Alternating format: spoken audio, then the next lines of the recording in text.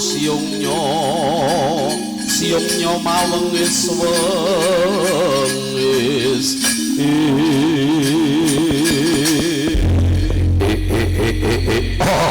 tete yang kala lodra ibu tari sada kakang cacakan tut ngemplak medono sapa sadra marangga ing Pandhawa Wijasena aran kula kuwi sapa wah tepungake aku kang aran Ditya kala Dakjal Laknatullah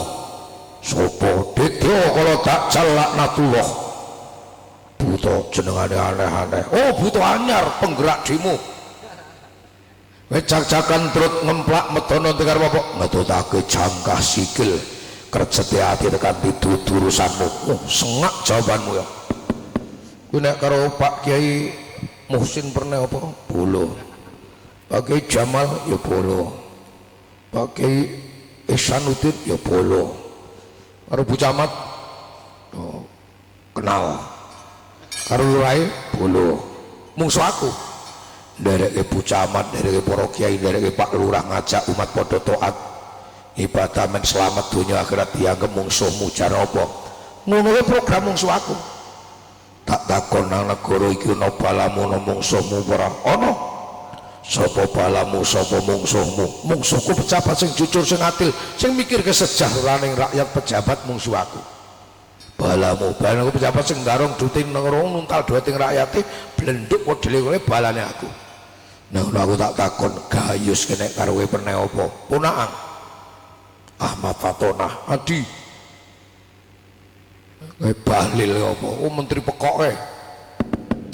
ora entuk muni ngono wah sak karepe nek buta kowe sak karepe nek diprotes mlebu kotak rampung perkarane mosok menteri wis ora entuk nek rakyat cilik ora entuk adol bensin apa njupuk bensine kon numpake kon ngobong awake ngono kuwi aja sing pikir carane mereka sejahterane rakyat ngono kowe balahmu balane aku kabeh aku bakal golek swarga wong tuaku sing wis sedo anak saiki wis urip mulya ana ing ngemplak nang medono sing rekoso dhisik wong tuwa padha karo Indonesia wis merdeka 80 tahun sing biyen rekoso dhisik para pahlawan mula pahlawanku ya wong tuaku ya maratuaku arep swargaake aku balamu apa mungsuhku kowe gelem minggat ora minggir kelakon tak idak wah patung pokok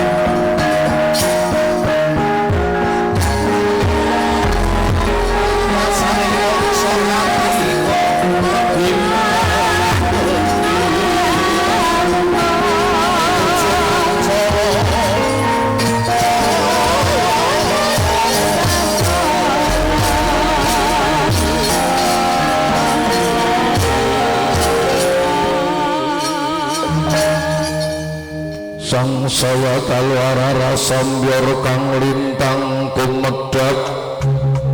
wayangane kiai rak rada cepetan oh jejer ping pindho begalang langsung goro-goro bar goro-goro jejer pisan maning terus pamit kaya kuwe desanya madya ratri lumrang gantaning pus pito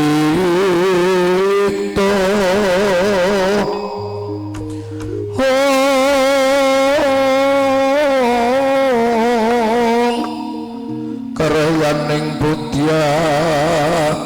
nira sang trijura hambra ngenang lir swaraning madu pranta lir swaraning madu pranta manyungsum sarine kenang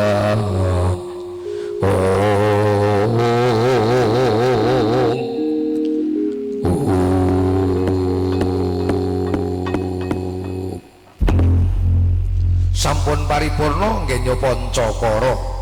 Raden Wijayasana mengesah rasaksa Dajjal laknatullah kesasar yuda mlajar sang Dajjal laknatullah Raden Wijayasana kita wis warga manengga puja manembah ngibadah marang Gusti Kang Maha Kuwasa kan puja Hastungkara mandring dawa sundul kayangan jlungring saluka satemahan dadosaken titiwancine gara-gara apa to pratandaning gara-gara gara-gara denteni geger kayangan jlungring saluka ya gegering para dewa geger kayangan jlungring saluka dados sarana jemudling punakawan cacahe 4 ingkang dipun pandhegani Kyai Lurah Semar Badranaya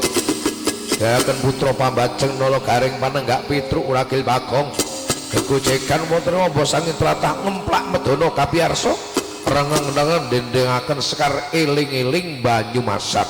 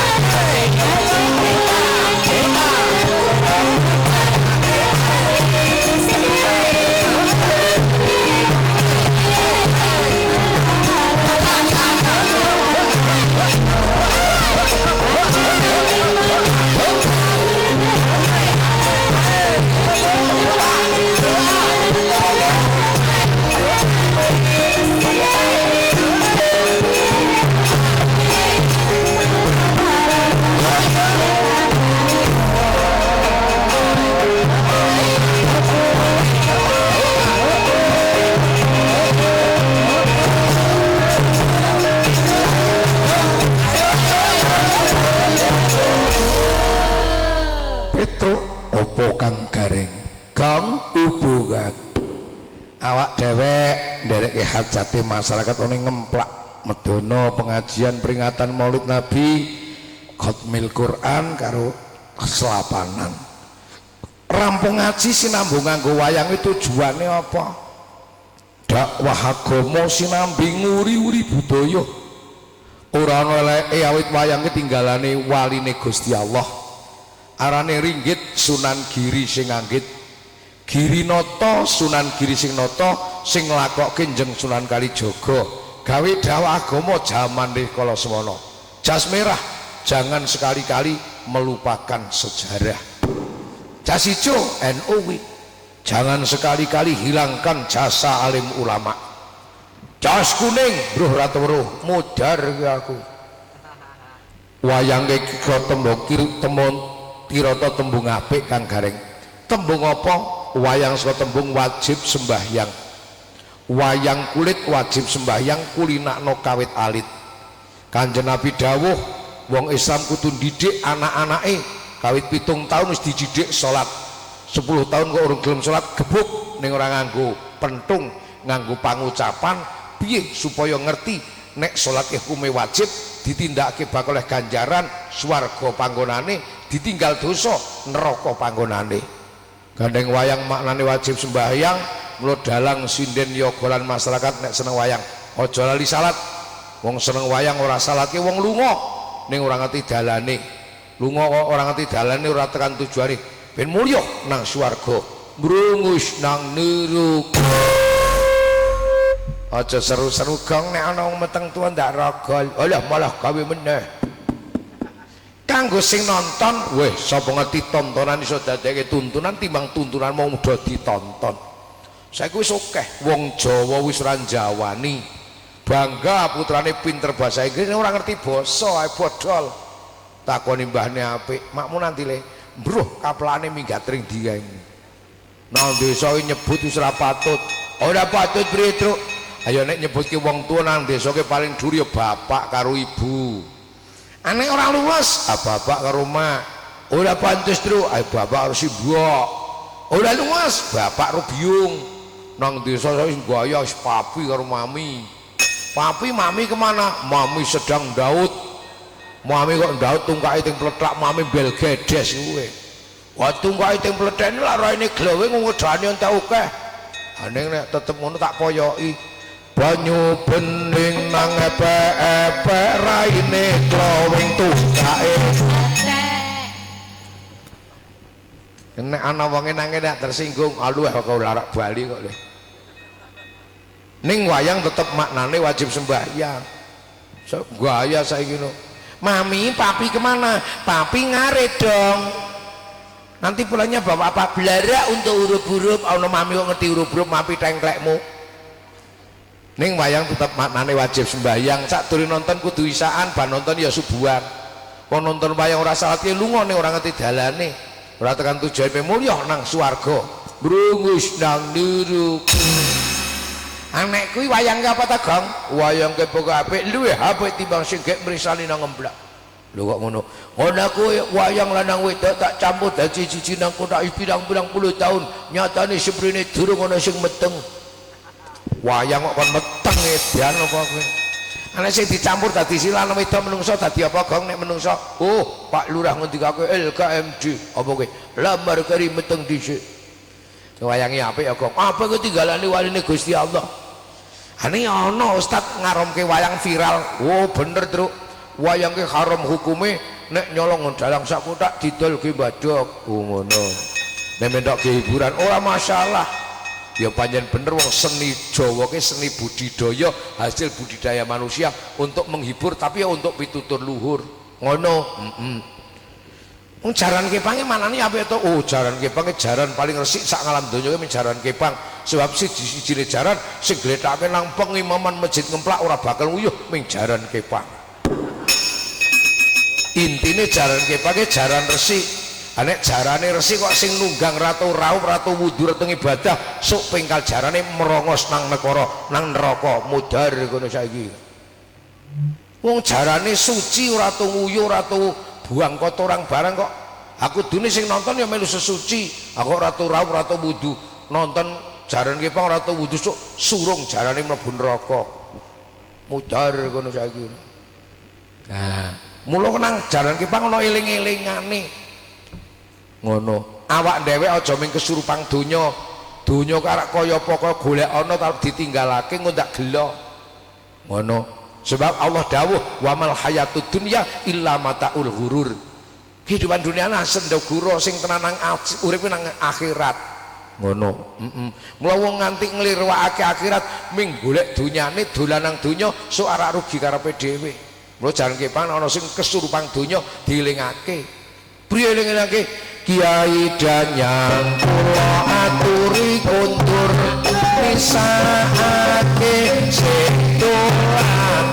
ngono kae sentok kami bandaneng ke masa nyambut gawe nek masa ibadah leren nyambut ibadah ngono dene iso ana sing kesurupan wis delingke ngono truk ae delingke meneh sompret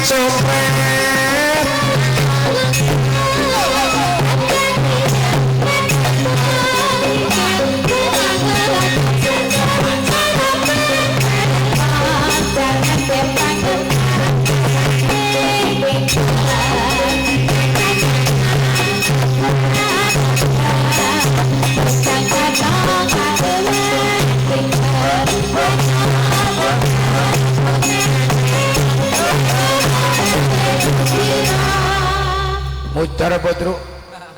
ndak kok mudar kesurupang tenanang tenan mudar kowe maknane jaran kepang ngelingake aja kesurupang karo donya aja kesurupang karo bondo arek kaya apa kaya warak ditinggalake ngono lenggeran elingongger marang pangeran dadi ahli nglengger kudu gelem ring langgar ngibadah ahli nglengger aturing langgar kualat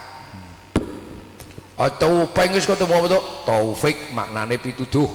tupengan taufikon pira-pira pituduh lo joget tukeng jobet sing mengku pituduh ngono aku pentul tupenge ndek songo apa ae kebugiro suntoloyo jangkrik genggong sumyar gundang keli surung dayung siripidi melik-melik kok kowe kok komplain ngono aku mbiyen ali joget kok antine saiki dadi kiai asale sing ngundang nek ora mondok ya dadi kiai ngono kalak ngilingake ana lagu kok alang gundang Rama sapa mau sing kelangan Rama iki jaman akhir akeh wong tuwa ora peduli karo anake di pitik jementir maghrib urung bali RT ne takoni Pak RT preso pitik kula teng mriki takokake pitik jementir mbon anak wis mlenuk umur 16 tahun jam 11 bengi urung bali ora takokake bali meteng modiar wis saiki ki ngelingake ana siripiti ta truk bentuk wong wis tuwa ning si kakang perceka anek suntuluyo wong mangkelake anek melik-melik wong cilik ning gedawan angen-angen mau ning ngarit nyalek ya ora dadi cara dadi ora iso kerja paling prongas-prongos tok nang kantor kowe jenenge melik-melik melik ala melik kapulung melik ala melik kapulung ngono kae kowe ada sing terkenal nang Temanggung viral ora kuwi truk apa kidul kae apa manuk maladewa takanane apa onde-onde Jawa ayo para kanca taat ing agama ben uripe ayo mulya kewarok saka tembung wirai duwe isin ngono nek wong ahli marok iku kudu duwe isin mah warok ora duwe isin no joget ae ora tau ngibadah kuwi jenenge ora ndek isin yo ngono kabeh mengkupi tutur luhur pemene jenenge wayang mau diterangake karo Petruk kaya ngono kae ta Truk ayo kayene rawuh weh lai gegek sak drita hemel nala garek napa mau Petruk napa Pak Bagong ya Om ki paman paman kele iki bapak kowe nang kene padha seneng-seneng kowe padha bungah-bungah Ndara Wijasena ki lagi susah awit dadi prisa sinuwun Prabu Pandhudewanata seda ning ora entuk jatahe swarga gandeng Ndara Wijasena kon mondhok kon ngaji ditirakati diragati gedhe lawe wong tuwa marang putra wajib ngabekti marang wong tuwa dina iki Ndara Wijasena gek goleki swarga wong tuane mula gong yu Pak anakmu kon mondhok sunake mati men gelem tahlilan yasiran maca Quran gawe ngamal apik jurungke tekan swarga elu awang anak wis mondok setengah sasi biayane entek uga isih gemblung Truk mondok nanti rumah sakit sing dikesake bapake pondok pesantren diluwer oh ya tak pondoke dongae dadi anak putu sing saleh salihah ya tak dongake Petro apa Pak awak dhewek arane punakawan puna tuwung pono maknane ngerti kawan kanca sing kudu pangerten jam pira Truk pun dalu Pak pun jam kalih jam kalih welas oh ya wis masane rampung lak ngedelo meneh yes bapak yo saya to maesuk ngaji nanti Pak orang ngaji maesuk ya nek biasa jam 5 tekan jam 6 seprapat yo nelateni bocah-bocah menyang pasrahke rono kon mondok yo kudu ngaji terus baluhur ngaji ana ing Bandungan Rejosari saiki sowan ana ing kene masyarakat ana ing Ngemplak Medana ngenjing tidak pundi Pak ngesuk gasik ngaji ana ing Gadingan Ngerapah Banyu Biru Salatiga baluhur majelis renang nang pondok sepuh-sepuh kae men nambah amal apik bengine Pak bengine ngaji nang kono Kebon Agung laris ya Pak anak karo mantune laris apa Pak padha larise ora ngece mutane mertuane dan ora payu no padha larise wis pokoke ping sangune rada akeh kono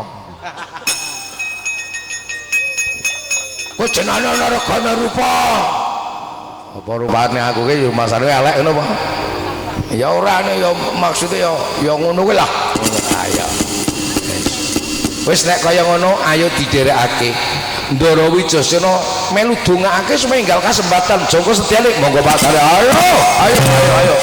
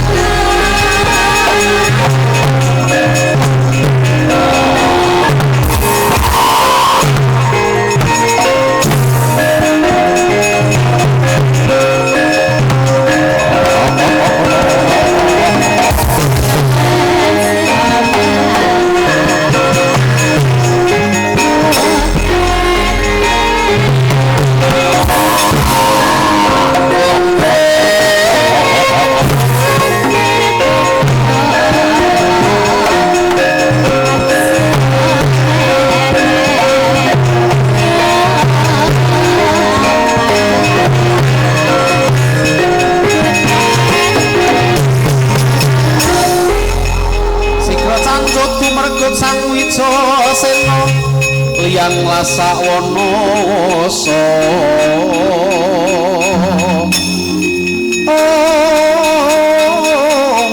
lakuning Sang Wicasena pindha mantra pindha Bima Sekti arsa madangi jagat Waju tindakna Raden Wijasena swarga lumebet wonten ing Wanawasa. Alas kuniwani wangsa bangsane satu galak jim setan pribayangan. Najan to kathah godha gedhe tikatipun Raden Wijasena munggah arti medun jurang ngantos dumugi kisi ing Jaladri.